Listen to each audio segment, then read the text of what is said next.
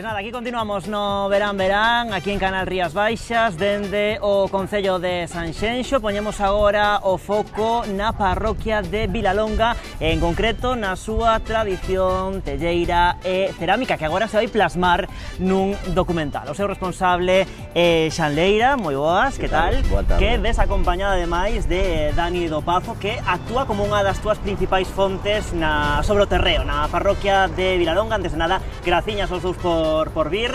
Quería te preguntar, Xan, en primeiro lugar, como xorde esta idea de plasmar esa historia da tradición da cerámica, da tradición telleira de Vilalonga, de traducir todo isto nun documental? Ben, eso xurde a partir, bueno, da relación artística e persoal que temos con Dani, que teño con Dani do Pazo. Eu dedícome ao documental desde fai máis de 30 anos e nesta etapa da miña produción estou tamén poñendo o foco no que é a tradición da memoria local dos distintos concellos galegos, e a partir das distintas conversas que temos con Dani xurdiu esta posibilidade de facer un documental sobre a tradición telleira de Sanxenxo y de Vilalonga en concreto. Pareceme unha idea verdadeiramente formidable, así que, bueno, aproveito para agradecerlle a Dani ese agasallo que me fixo de poder entrar a investigar sobre un tema tan bonito e tan antigo, non? Claro, porque, Dani, a tradición de Vilalonga neste tema, non, da cerámica, da tella, do mundo da tella, ben de vello, máis ou menos, dende cando podemos falar de todo este sector industrial que se foi desenvolvendo na parroquia? Eso ven xa de moi antigo, de hai un par de séculos aproximadamente. Bueno, nas conversas con meu amigo Xan, todo empezou relatándolle un suceso que había tido como testigos ou como vítimas principais dúas tías abuelas miñas. O relato era un tanto peculiar ou curioso, entonces a raíz de eso Xan interesouse, eu funlle enseñando o que é Vilalonga, pois un pouquiño a xeografía de que se trataba, fomos atrás no tempo e aí xa apareceron as telleiras e todo o tema relacionado co barro. E, bueno, así como Xan quere agradecer, son eu que lle teño que agradecer que se interese, en este caso, polo meu pobo natal, que é Vilalonga, e ao que pois sempre miro, este onde este, sempre miro hacia Vilalonga. Cando falamos de Vilalonga, que máis que menos pensa, non, precisamente nesas telleiras. Cando foi o momento de esplendor de toda esa industria? Cantas telleiras chegou a ver en Vilalonga ao mesmo tempo? Bueno, chegou a haber un montón delas. Lóxicamente estamos falando eu penso que un momento álxido. Xan está actualmente máis documentado que a min, porque eu teño que as conversas familiares e todos esos... A propia vivencia, non? Sí, pero lóxicamente non é unha vivencia miña, é vivencia dos meus antepasados, o que a mí me contaba a miña avoa, meus pai, entonces, bueno, pero sí que chegou a haber a principio de século, verdad, Xan? Sí.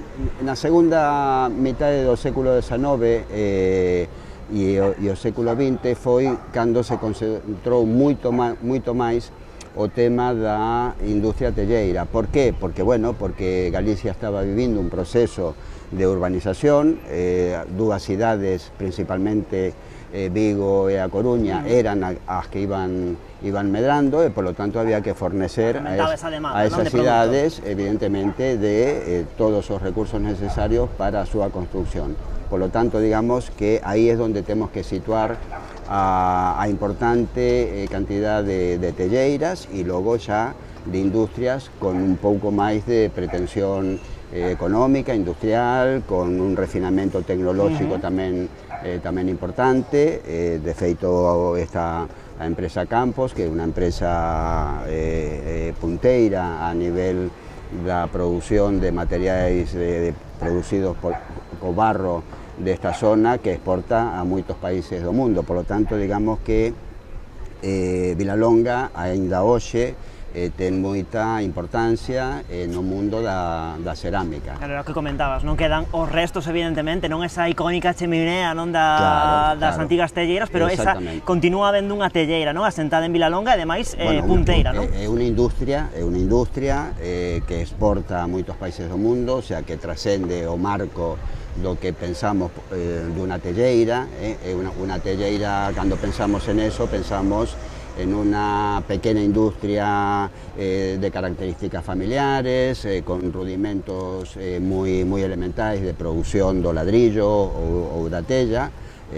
Por la contra, agora, ao falar dende xa de casi 50 anos de industrias campo, estamos a falar de unha gran empresa que, como decía antes, exporta a moitos países do mundo e con tecnoloxía de punta para a produción de todos os seus recursos. O que é evidente que o asentamento de todas estas industrias na parroquia supuxo a súa transformación, non? Iso tamén se está plasmando, non, en base a toda a información e todas as fontes que ti puxeches da man a Xan, estáse plasmando, non, no documental como foi esa transformación, porque cambiou todo, cambiou a paisaxe tamén. Efectivamente, sí. Eu recordo de neno que baixábamos en bicicleta á zona onde estaban as antiguas telleiras, á zona, as inmediacións de Cerámicas Campo, e íbamos aí a bañarnos e a recorrer eso en bicicleta, e aí había cantidade de que, como se chaman xa, os yacimientos, non? Donde se extrae o barro e tal.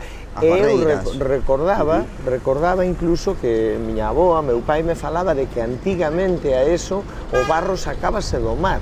Iban ao mar en uns barcos e sacaban un barro que era moi especial, que era un pouquiño como o ouro dos barros, e sacábase do mar nunhas condicións pois verdadeiramente duras.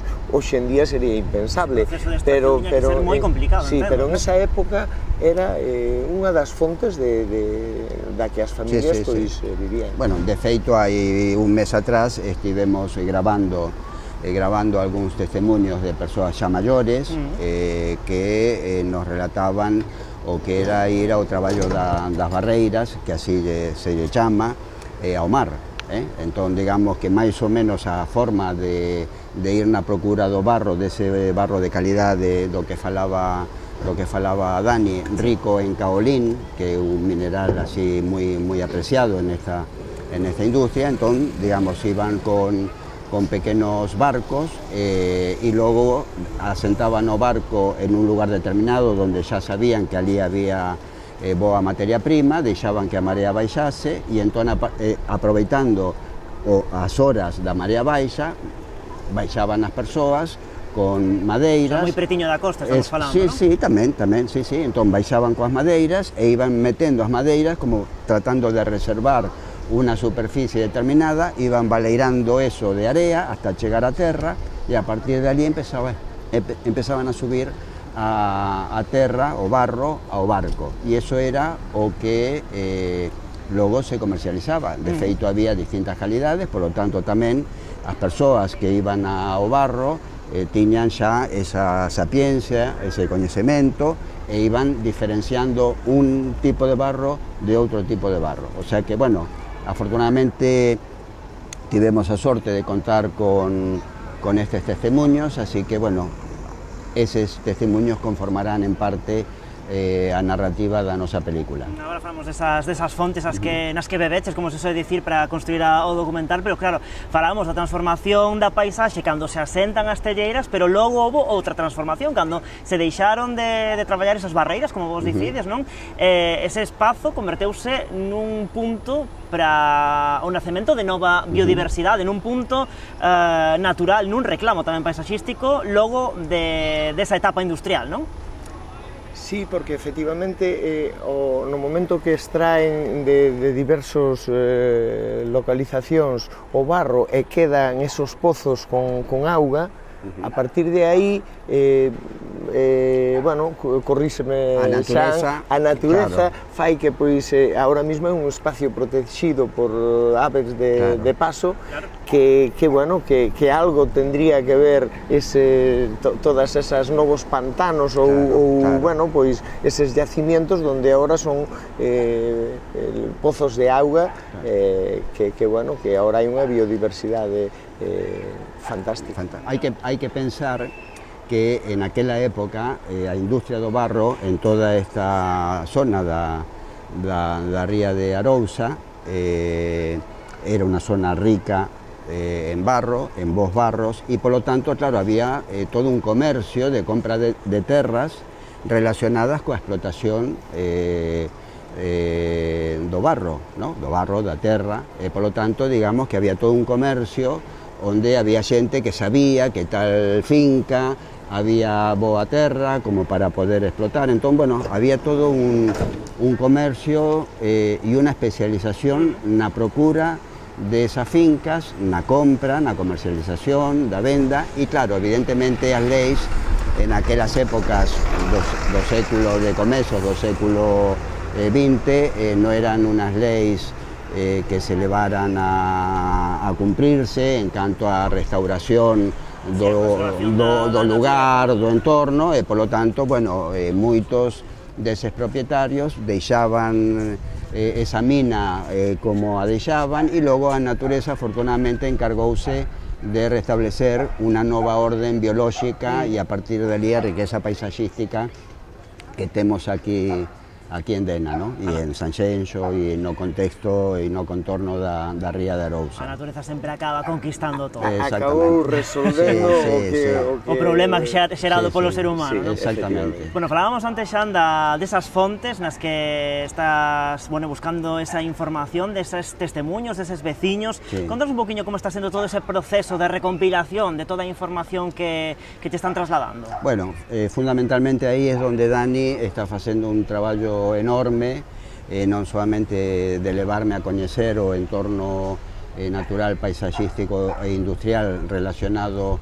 coa industria do barro, sino tamén contactándome con xente maior en principio, que son as que nos poden dar esa vivencia de primeira man, por ser eles ou ben os protagonistas dese traballo ou por ser descendentes de persoas que xa traballaban o tema do barro a finais do século XIX e comezos do XX, ¿no?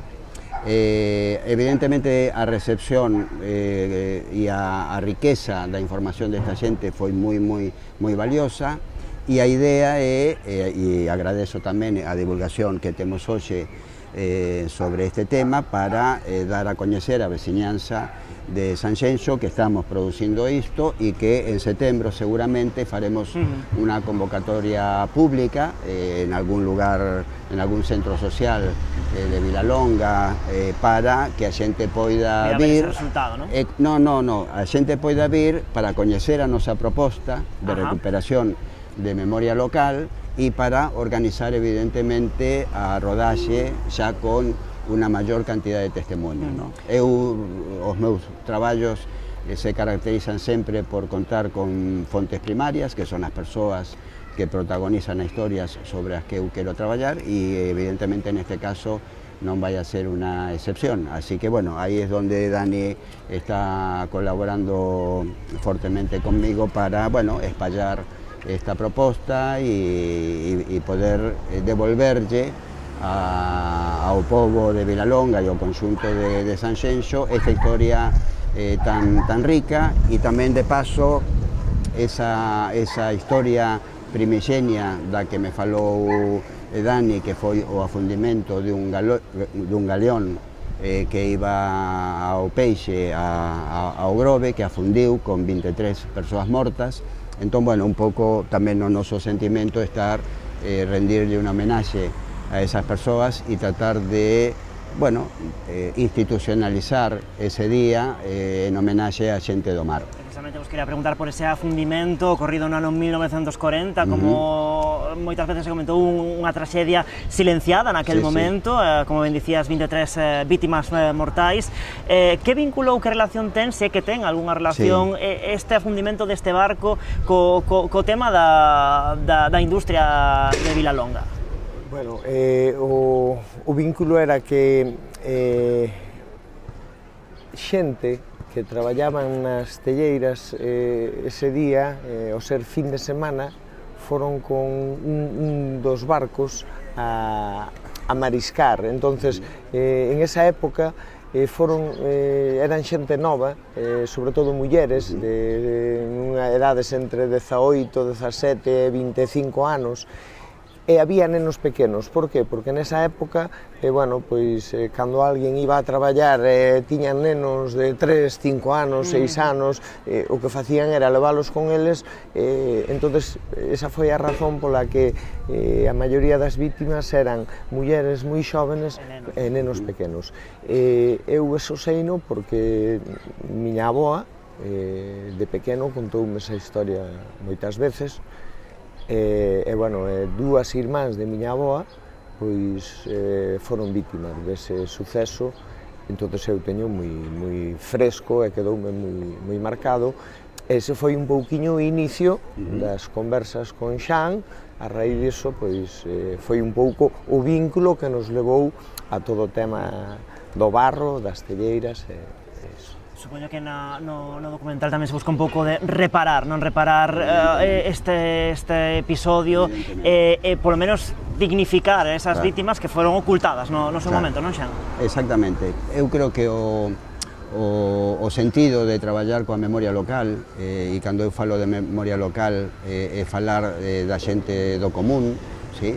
Desa xente de traballo diario, anónimo, e que esa xente tamén ten unha historia para ser contada e que merece ser contada, porque neles aniña gran parte da nosa cultura ancestral, da nosa tradición, e polo tanto, bueno, ese é un pouco o gran sentimento que temos a la hora de producir este tipo de documentais, convertir a esta xente maior en protagonistas dunha película e poñelas en un lugar de prestigio, de valoración, e que a súa historia non se perda. Bueno, xa nos comentabas que xa tes aí en axenda tarefas para o mes de setembro, pero claro, a pregunta é obrigada, cando se vai publicar, cando este documental vai sair á luz, cando van poder ver todos os veciños? Bueno, o reservaremos para Nadal, seguramente. Seguramente. A contestación me dice, cando este rematado. Cando este rematado, sempre eso. Neste caso non hai un... No, pero seguramente antes de finais de ano faremos esta estrela e logo cara a finais de febreiro agardamos poder facer un acto de homenaxe a estas persoas que morreron nese naufraxio. De momento, o nome provisional, teño entendido, é a tradición telleira e a cerámica de Vilalonga, pero creo que a cousa non vai acabar así, non? No, é un nome moi técnico, un pouco para situarnos e para que desde o punto de vista productivo non se perda en canto aos obxectivos do teu traballo, pero, bueno, teño que atoparlle un nome, bueno, con máis riqueza emocional e histórica.